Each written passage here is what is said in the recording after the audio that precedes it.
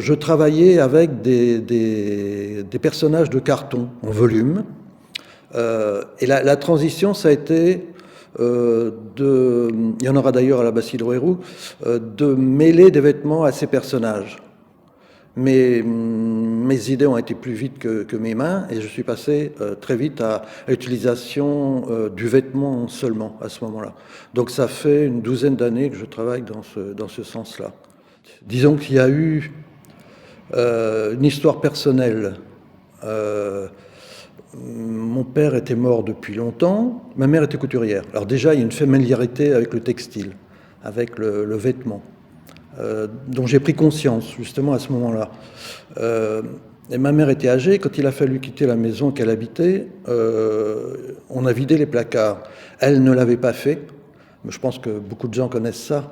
Et quand on a ressorti les vêtements, mon père était là. C'était vraiment extrêmement fort. Il était très bricoleur, donc je regardais beaucoup ce qu'il faisait, ça doit me servir actuellement. Et quand on a ressorti ses vêtements, vraiment, c'était lui en train de travailler. Et ça a été le déclencheur, je pense. Ça a été conforté par hasard, par une visite que j'ai faite au Grand Palais, je crois que c'était en 2006. Il y avait une exposition sur la peinture japonaise du XVIIe, XVIIIe. Et dans une salle, j'ai découvert des paravents sur lesquels étaient peints des vêtements, des kimonos. Et on y disait bien que c'était... en fait, ça évoquait les courtisanes qui étaient dans ce lieu. C'était pas seulement des vêtements, c'était aussi un portrait. Et ça m'a conforté dans le sens où j'allais, puisque mon ambition, c'est ça, c'est que ce soit pas simplement la peinture d'un vêtement, mais qu'il y ait une présence encore dans traduite, symbolisée par ces vêtements.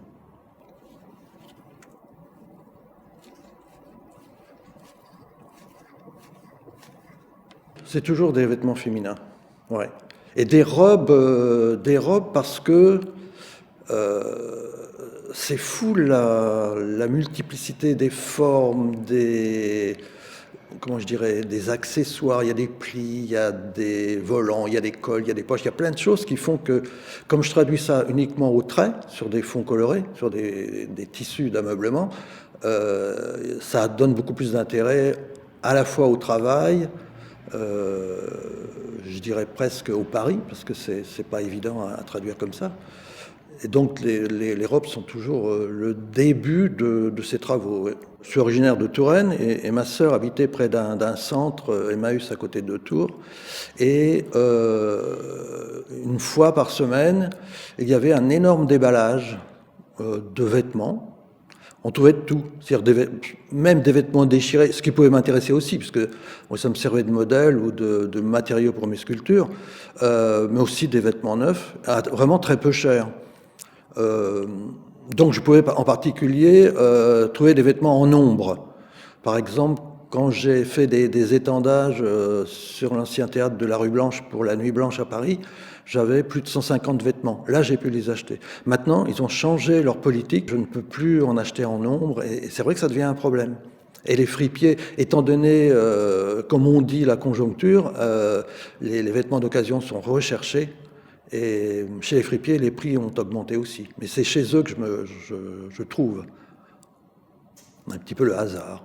J'ai eu quelques dons aussi. Mais ça, c'est difficile.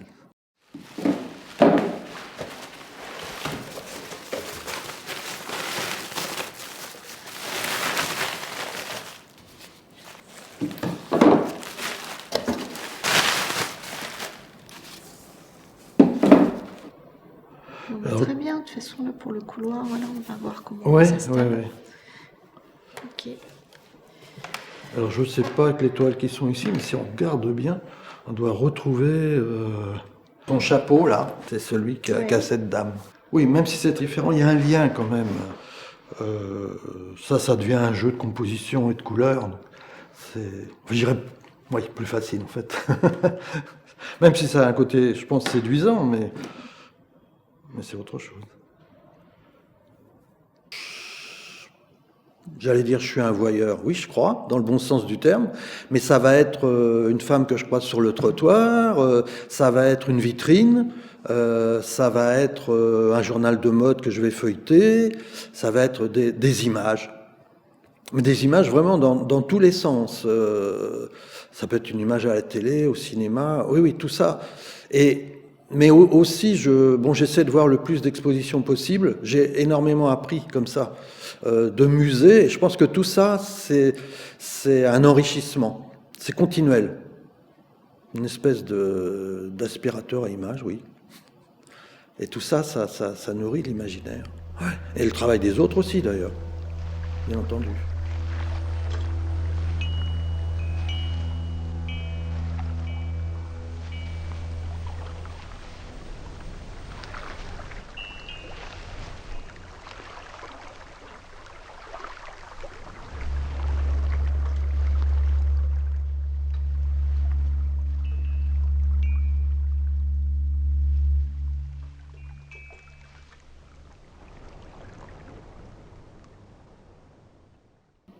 À propos des peintures, les titres, j'ai hésité. Il y en a une qui a un prénom comme titre. Parce que la personne qui m'a inspiré, disons, elle est réelle. Je l'ai croisée. Les autres, mais je ne suis pas sûr que ce soit bien. Je pense que le fait de ne pas donner de titre, ça laisse à chacun, parce que c'est ça en fait que je voudrais, c'est que chacun y trouve ce qu'il va y mettre à partir de ce qu'il y a là. Donc le titre, je ne sais pas. Par contre, pour les installations, j'aime beaucoup les histoires, les contes, la mythologie, la Bible, je m'en suis pas beaucoup servi, mais c'est classique, hein, dans toute la peinture européenne, ça existe. Donc par exemple, dans les grandes installations qui seront au musée de la Bastide, il y a des choses qui sont inspirées de la mythologie, oui, comme Mnémosyne. Et ça tombe très bien, puisque c'est la mère des muses, et c'est de là que vient le mot musée, justement. L'histoire d'enlèvement, c'est pareil. Mais c'est toujours vu avec un petit clin d'œil, c'est à ma manière, bien entendu.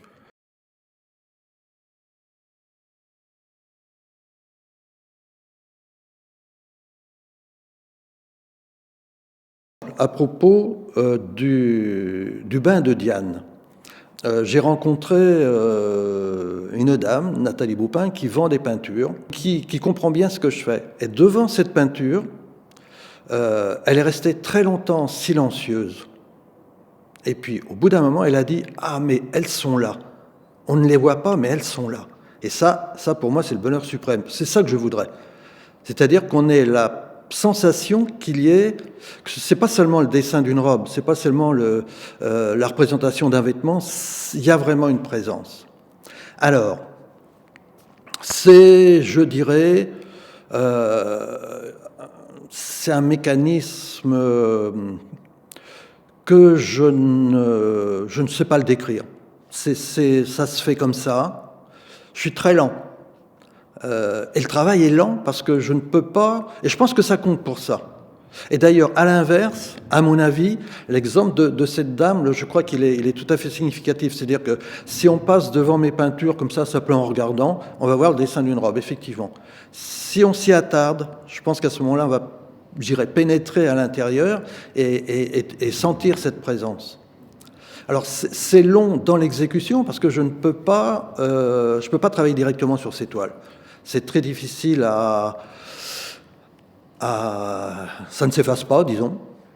Et en plus, étant donné que tout est rendu au trait, puisque je veux que le fond participe de la peinture, j'ai droit à aucune erreur. Je peux pas reprendre.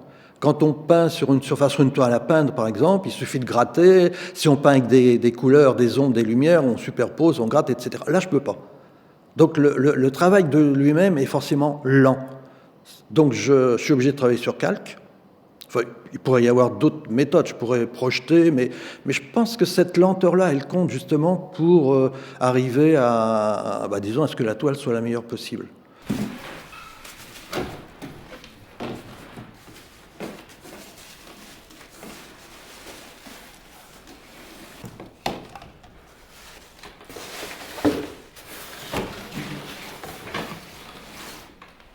En fait, il faut que cette robe vienne jusqu'en bas. Puis il va y avoir un flot de petits tableautins comme ça.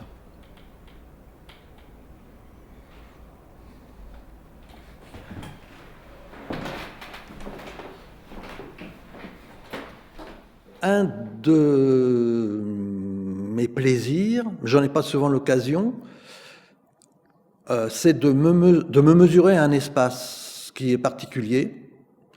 Par exemple, en 2009, j'ai exposé dans le cloître de l'abbaye Saint-Germain à Auxerre. Donc c'est un lieu ouvert, grand, et on est obligé on ne peut pas simplement accrocher des choses. Il faut des choses qui soient faites pour le lieu.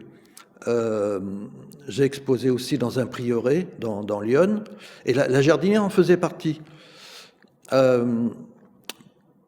C'était parti de l'idée du vêtement, mais en même temps, il y a cet ensemble la robe est décorée de fleurs, parce que ça appartenait à un ensemble où il y avait des motifs floraux qui étaient repris à toutes les sauces, je dirais. Et du tableau qui est fixé sur la robe, il y a une espèce de coulée comme ça, de petits tabletins, parce qu'il y avait un escalier, donc ça occupait l'espace. Il y avait cette robe qui était sur le mur, et puis les tableaux coulaient comme ça et occupaient les marches, les quelques marches de l'escalier jusqu'en bas. C'était ça l'idée. Et en fait, cette idée, ce vêtement-là, avec les bras étendus, j'ai repris ça plusieurs fois. Ça vient de visites de musées où maintenant tous les vêtements, tous les vêtements, que ce soit à Sens par exemple, il y a beaucoup de vêtements religieux.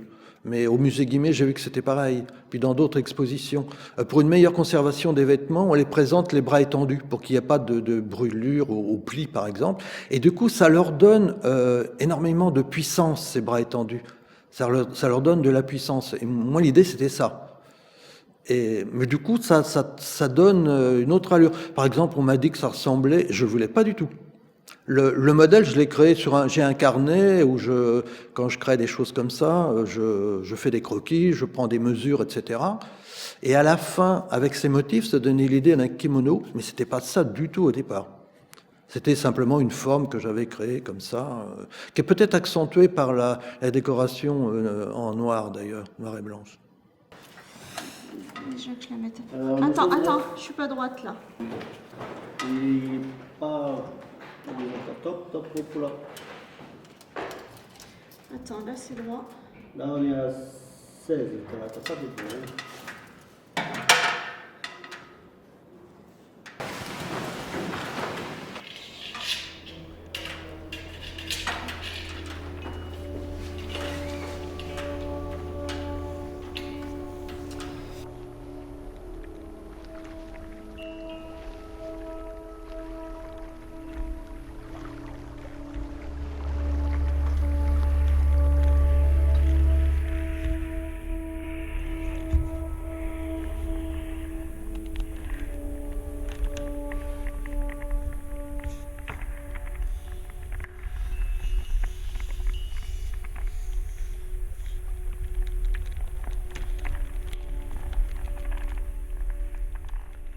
Ça, c'est particulier, tranche de vie. Tranche de vie, ces sculptures-là, elles sont liées à l'époque, si je puis dire, où j'utilisais du carton de récupération pour faire de grands personnages en volume. Bon, là, il ne s'agit pas de carton, ce sont des lames de bois. Mais alors, pourquoi cette tranche de vie? Je crois en fait que ça vient... C'était un moment où je jouais avec les mots, dans mes dessins, dans les sculptures aussi. J'avais fait plusieurs sculptures avec des chaises et des personnages en morceaux, si je puis dire, en jouant sur le mot chute de rein. Donc c'est des personnages qui tombaient et qui se morcelaient par leur chute. Et ça, je pense que ça en est issu. Et en même temps, pour une exposition à Villeneuve-sur-Yonne, j'avais fait des petites terres. Des personnages en argile qui eux aussi étaient morcelés. Mais c'est pas nouveau, hein. Pour prendre un grand exemple, Rodin faisait la même chose et il assemblait après. Donc je crois que ça, c'en est issu. Tranche de vie, là aussi, c'est un jeu de mots en fait, hein, puisque les personnages sont tranchés et puis c'est une expression qui est utilisée. Ça va pas plus loin que ça. Mais je les aime toujours.